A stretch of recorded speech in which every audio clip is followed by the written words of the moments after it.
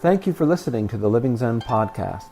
If you've been listening for a while and are wondering how you can take the next step in developing your own Zen practice, or how you can more formally connect with our community, please explore our online Orientation to Zen practice, which you can find on our website at zenwest.ca. If you enjoy the resources that we make available online, we would very much appreciate your support. There are a number of ways that you can help us continue to do the work we do. One of the best ways is by becoming a part of our community as an associate. Your commitment of $10 a month will ensure that offerings like the Living Zen podcast, eZendo, and our online Orientation to Zen will continue to be available around the world to everyone with an interest in truly living Zen. To become an associate, please visit our website at zenwest.ca and click on Become an Associate. Many more Zen Talks are available for purchase on iTunes and at Amazon.com. Just search for Venerable Eshu Martin. These talks are also made available for free on our website for all of our members and associates.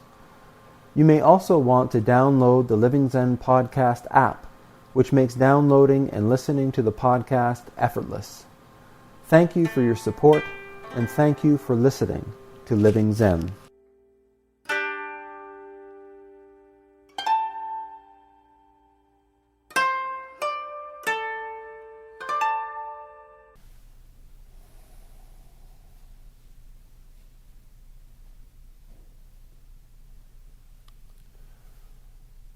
All right. So we're all practicing Zen meditation.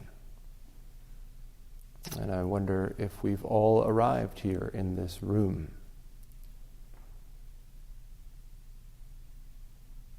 Cats! Oh, maybe we've finally arrived here in this room after all. And this is the difference between how we pass our lives, how we spend our lives, sort of thinking we're here, but not really here.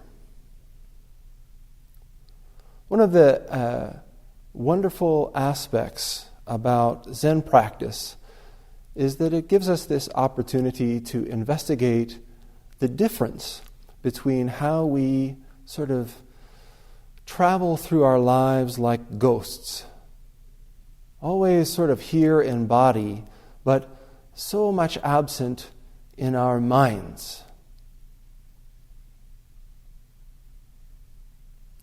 We take up this posture and we engage in this activity of breathing. Nothing could be simpler. The activity is just to pay attention, to simply come to be completely in this room, completely engaged in this simple activity of sitting up straight and breathing. And yet, when we're honest with ourselves, we find how much of the time are we present?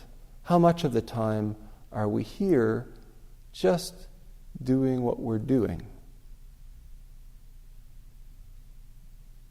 So much of the time we're chasing after a future that's not yet unfolding in front of us. Or we're running after the past, something that's happened back there that we can't catch. Like a person being pulled between two ropes of past and future, torn apart, and not even able to live in the present moment. This moment of our lives that's unfolding in front of us. The only place we have to live, and yet we miss it. So, there are many aspects of Buddhist philosophy we can read about and we can study. We can learn about all of this great stuff that I'm talking about in courses here at the university or down at Camosun College. We can find out about this kind of stuff on the internet. Yeah. But none of that knowledge, none of that understanding, none of that conceptual accumulation is going to help you live your life, not one bit. And this is what the Zen school points to. We can't change, we can't transform just with our heads, just with our thinking. It starts there, certainly. But we have to engage with awareness. We have to give rise to this natural awareness which resides within us. And one very powerful way of doing that is to take up a practice like this. It's a very simple practice, this paying attention.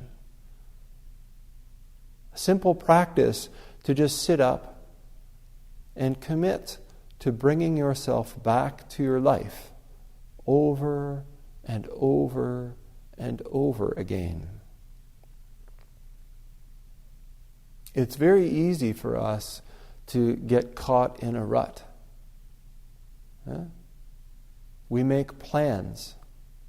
We have ideas about how things ought to be, how situations ought to unfold, what kind of a person I'm going to become.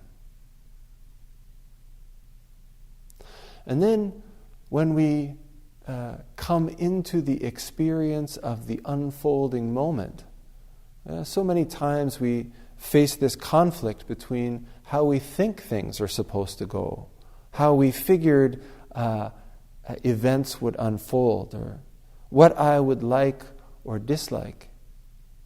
And they're in conflict with what's happening in our lives. I thought somebody was supposed to do this.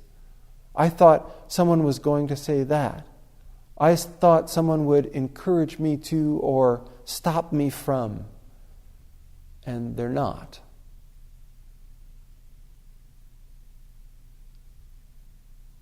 This is a very challenging circumstance, very difficult moment for us to face in our lives. And whether we're teachers or students, scientists, engineers, doctors, nurses, whatever, artists. This moment where we stand in conflict between what we thought should happen and what is manifesting in this moment is our birthplace. It's a dynamic, unfolding moment in which we can choose to sort of charge ahead with the plan, stay close to the ruts, following our habits and patterns. Or we can choose to come alive, to step off of the script,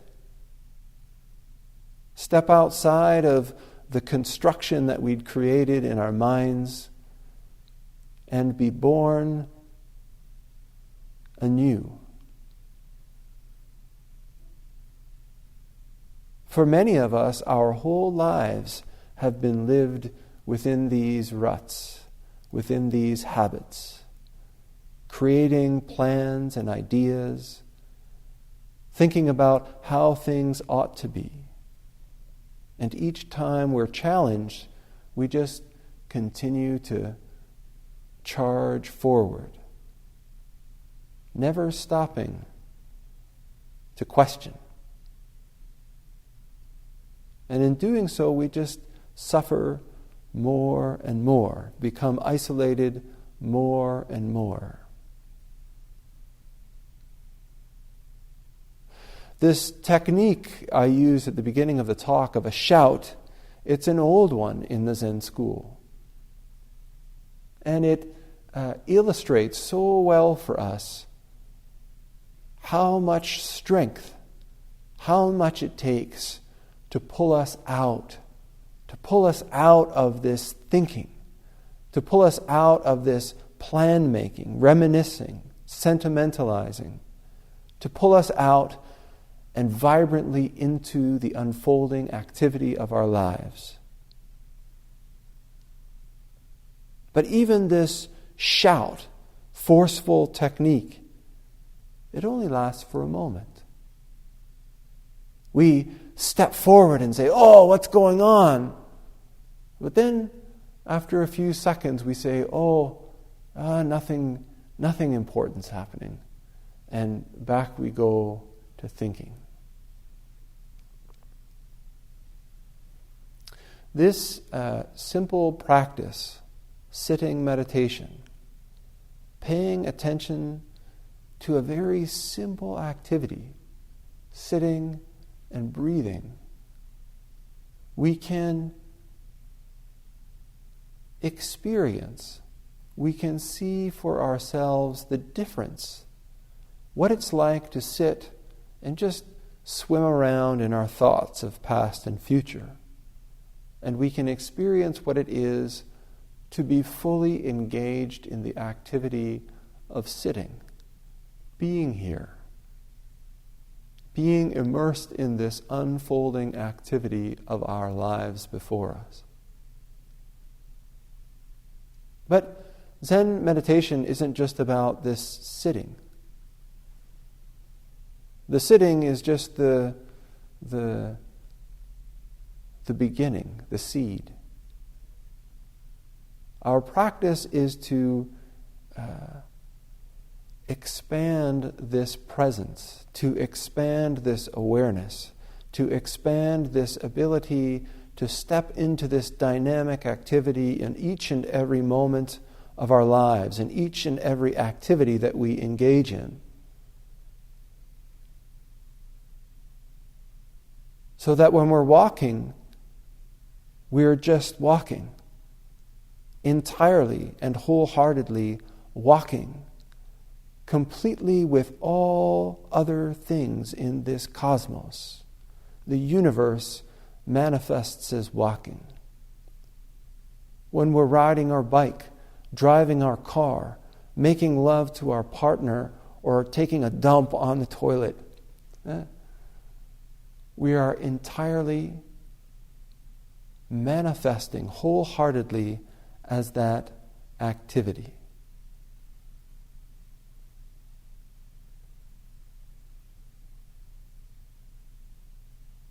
So, I want to welcome you all to another season or another cycle of Zen practice.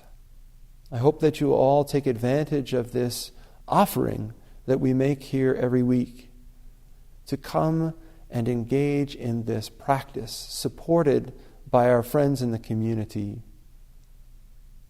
of simply manifesting wholeheartedly in the midst of your life.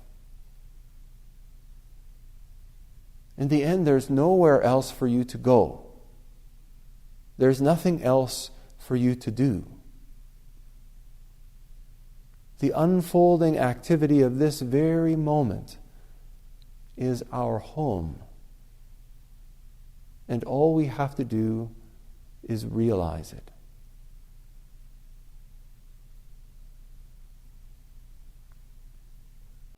Thanks for listening to the Living Zen podcast. If you follow Living Zen through iTunes, I would very much appreciate it if you would take a moment to let me know what you think about it by rating or reviewing the podcast, so that new listeners can also hear what you have to say. Thank you for your time and for your support.